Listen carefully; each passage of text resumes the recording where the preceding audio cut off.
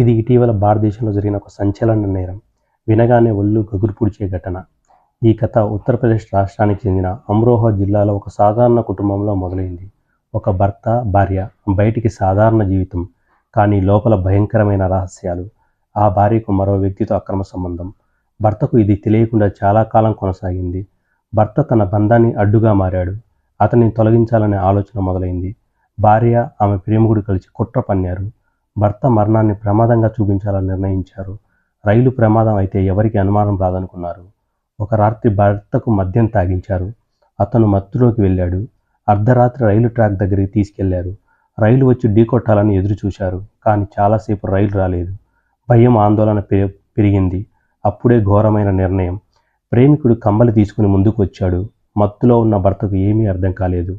ఒక్కసారిగా గొంతు బిగించాడు. భర్త కేకలు వేయలేకపోయాడు. కాసేపట్లో ప్రాణాలు విడిచాడు. శవాన్ని రైలు పట్టాలపై ఉంచారు. ప్రమాదంగా చూపించాలనుకున్నారు. అక్కడి నుంచి ఇద్దరూ వెళ్ళిపోయారు.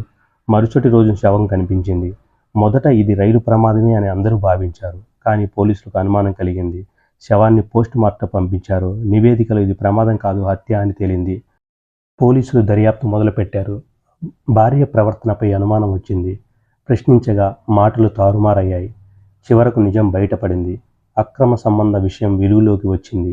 హత్యకు ప్లాన్ చేసినట్టు ఒప్పుకుంది. ప్రేమికుల్ని పోలీసులు పట్టుకున్నారు. ఇద్దరూ నేరాన్ని అంగీకరించారు. చట్టం తన పని తాను చేసింది. న్యాయం దారి చూపింది.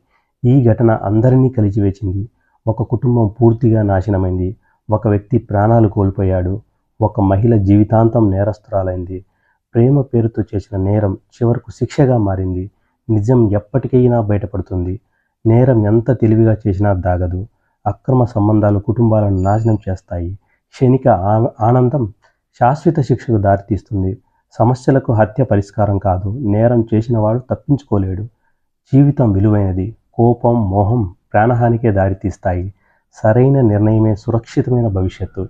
ఇదే ఈ ఘటన నుంచి మనం నేర్చుకోవాల్సిన పాఠం. ఈ వీడియో మీకు నచ్చినట్లయితే లైక్ చేసి షేర్ చేయండి. మరిన్ని వీడియోల కోసం నా ఛానల్ను సబ్స్క్రైబ్ చేసుకోండి. Thank you.